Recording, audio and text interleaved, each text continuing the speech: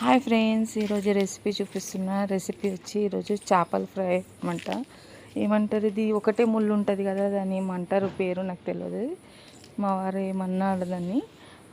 అయితే అవైతే మంచిగా ముళ్ళు లేకుండా ఉంటాయంట, పిల్లలు అయితే తింటారని ఇలా తీసుకొచ్చిన కట్టెల పొయ్యి పైన చేస్తున్నాను. అందుకే ఈరోజు దానికి కావాల్సిన ఏంది, జీరా పౌడర్, జీరా, ధనియా, మేతి పౌడర్ అయితే వేసుకున్న, కారము, టేస్ట్కి తగ్గంత కారము, ఉప్పు, ఇంకా మళ్ళీ ధనియాల పౌడరు, కొంచెం అంతా నూనె, పచ్చి నూనె ఉంటుంది కదా మనది, ఆ నూనె, కొంచెం టేస్ట్ తగ్గంత సాల్ట్, ఒక నిమ్మకాయ అనమాట.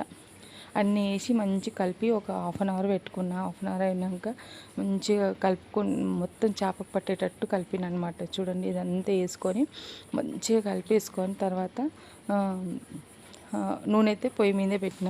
ఇది మామూలుగా గ్యాస్ మీద చేసుకుంటే టేస్ట్ అంత వస్తుందో లేదో అని నేనైతే కట్టెల పొయ్యి మీద చేసిన. ఇదైతే కొంచెం నూనె మళ్ళీ కొంచెం తక్కువ పడిందని కొంచెం వేసుకున్నాను అనమాట. నేనైతే దీనికి చాలా బాగా టేస్ట్ వచ్చిందనమాట. చాలా బాగుంది. పొయ్యి పైన చేస్తే ఏదైనా చాలా బాగా అనిపిస్తుంది కదా మనకి.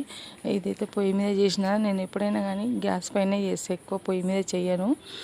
ఇప్పుడైతే చలి కోసం అని పొయ్యి అంటించినప్పుడల్లా మేము ఇంకా పొయ్యి మీదే వంటలు చేసేసుకుంటున్నాం. ఇక్కడైతే ఒక్కొక్కటి వేసి అయితే నేను మట్టి కుండలనే ఫ్రై చేస్తున్నా. చూడండి, రెండు వేసి చాలా బాగా ఫ్రై అయిపోయింది, తొందరగా ఫ్రై అయిపోతున్నాయి అనమాట. మంచిగా ఫ్రై అయిపోయింది. 2-3 సార్లు మనం వేసినాక తొందరగా ఫ్రై అయిపోగానే తీసేయడం అవుతుంది. టైం అయితే చాలా సేవ్ అవుతుంది. మంట బాగా వచ్చిందంటే, మంట మంచిగా వండిందనుకో పని అయితే తొందరగా అవుతుంది, కానీ గిన్నెలు తుమ్ముకోవడానికి చాలా ఇబ్బంది అవుతుంది. ఇక్కడైతే ఫ్రై అయిపోయింది. చూడండి ఎంత కలర్ వచ్చింది. చేప అయితే ఇట్లా మొత్తం పగిలినట్టు వచ్చింది.